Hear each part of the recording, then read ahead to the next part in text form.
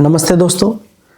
आइए आज हम बात करते हैं, जब हम नई शॉप कहीं खोलें तो हमें रेफ्रिजरेंट गैस के सिलेंडर या कैन्स किस हिसाब से खरीदनी चाहिए, क्या रेशो उसका होना चाहिए।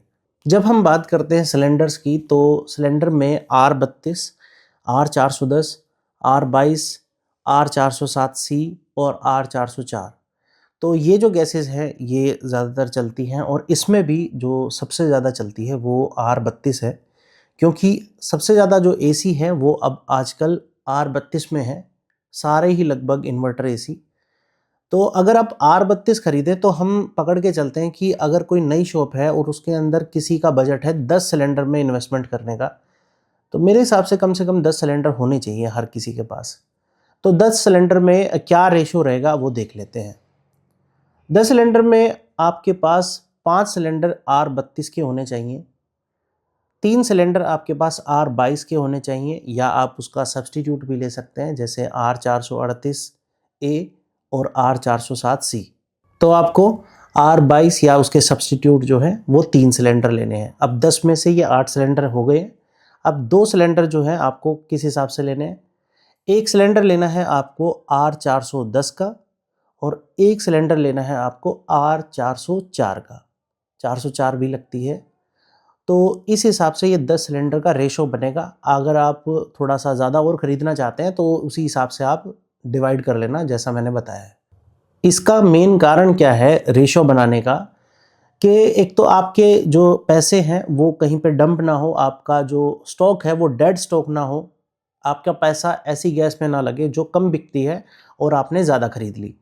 दूसरा, R32 के मैंने इतने ज़्यादा सिलेंडर इसीलिए कहे क्योंकि जब आप R32 बेचने चलोगे तो क्या होता है कि जैसे फ्लोरोन जो है वो 40 किलो का सिलेंडर देती है R32 में और 410 में, लेकिन उसी की जगह अगर आप MPCL को देखो तो वो 40 किलो, 45 किलो और 55 किलो 3 वेरिएंट देती है।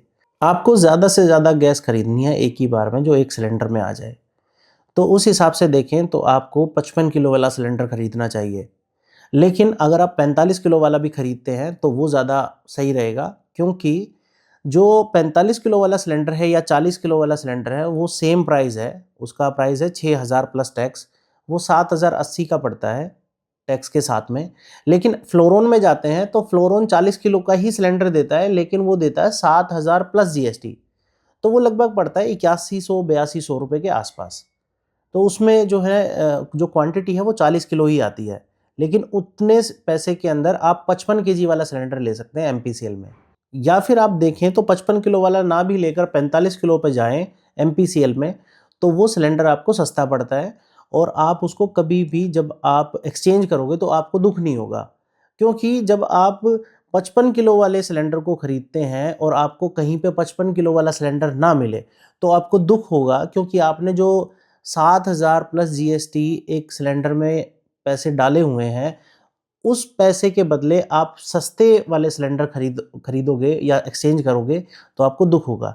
तो इसके लिए आप 45 किलो वाला खरीदो MPCL में तो ज़्यादा बढ़िया है। अब बात करें कि ऐसा क्यों, क्योंकि क्या है कि जब आपके पास गैस बिकनी शुरू होगी तो आपको पता नहीं चलेगा कि आपका सिलेंडर कब खाली होगा या कब में खाली हो गया। तो इसमें जब आपके पास 5 सिलेंडर होंगे R32 में, तो अगर आपके 3 सिलेंडर खाली हो गए हैं और 2 सिलेंडर आपके पास हैं, एक सिलेंडर रनिंग में अब चल रहा है और एक सिलेंडर अभी आपके पास स्टॉक में पड़ा है, तो 3 सिलेंडर जो खाली हो गए हैं वो आप भरने के लिए भेज दो आगे और उन्हें आप एक्सचेंज ऐसे करते रहो, 3-3 सिलेंडर एक्सचेंज करते रहो। उसके साथ ही अगर मान लो R22 या उसके सब्स्टिट्यूट में जो 3 सिलेंडर आपके पास थे, उसमें जैसे ही 2 सिलेंडर खाली हो जाए तो आप वो 2 सिलेंडर पलटी करा लो, मतलब भरवा लो। तो इस हिसाब से आपका काम बहुत अच्छा चल जाएगा, क्योंकि टेक्नीशियन जब आपके पास आएगा तो उसको हर टाइम आपके पास गैस अवेलेबल होनी चाहिए। क्योंकि अगर किसी टाइम आपके पास गैस ख़त्म हो गई और टेक्नीशियन खाली हाथ चला गया तो वो दोबारा लौट कर नहीं आएगा, या फिर वो कई बार क्या करेगा कि कई टेक्नीशियनों को ये कहेगा कि यार उसके पास गैस नहीं मिलती।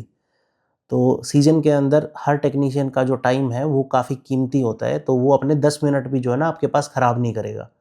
तो आपके पास हर टाइम जो है एक सफिशिएंट मात्रा में जो है गैसेस होनी चाहिए। उसके बाद जो है प्रायोरिटी कॉपर पर जाती है, कॉपर भी आपके पास एनी टाइम होना चाहिए। तो मेन जो है वो रेफ्रिजरेंट है, उसके बिना आपकी दुकान बिल्कुल अधूरी है। अब बात कर लेते हैं कैन्स पर। तो R134 के आपके पास 4 बॉक्स होने चाहिए, जिसमें अगर आपके आसपास कार एसी ठीक करने वाले हैं और आप उन्हें सामान देना चाहते हो, तो आप 2 बॉक्स लीजिए विदाउट पिन और 2 बॉक्स लीजिए आप विद पिन, जिसमें पिन होती है ऊपर। तो 4 बॉक्स ये हो गए। उसके बाद आप R600 लीजिए, कम से कम 2 बॉक्स लीजिए और R600 काफ़ी ज़्यादा लगती है। उसके बाद लीजिए हाइड्रोकार्बन का सिर्फ 1 बॉक्स और उसके बाद R290 का 1 बॉक्स। फिर उसके बाद आते हैं हम ब्यूटेन पे। तो ब्यूटेन के आपके पास कम से कम 5 से 6 बॉक्स होने चाहिए, क्योंकि वो सर्दी में भी बिकती है और बहुत ज़्यादा बिकती है। तो आप लोगों के पास ब्यूटेन तो एक ही बार में होनी चाहिए और इतनी होनी चाहिए कि आपको दोबारा खरीदने के लिए अगले साल पे ही जाना पड़े, आपको उस साल दोबारा ना खरीदनी पड़े, क्योंकि उसका जो प्राइस है वो घटता बढ़ता नहीं है, वो कांस्टेंट एक ही रहता है। तो एक ही बार में आ जाए तो ज़्यादा बढ़िया है, क्योंकि उसमें कोई नुकसान नहीं होता। तो इस हिसाब से आपको रेफ्रिजरेंट में अपनी इन्वेस्टमेंट करनी है। बाकी इसी तरह हम अगली और कुछ वीडियोस बनाएंगे, जिससे आपको हेल्प मिले अपनी स्पेयर पार्ट की शॉप ओपन करने में।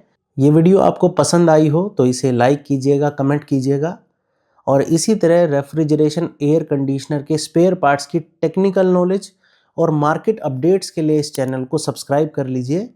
नमस्ते जी।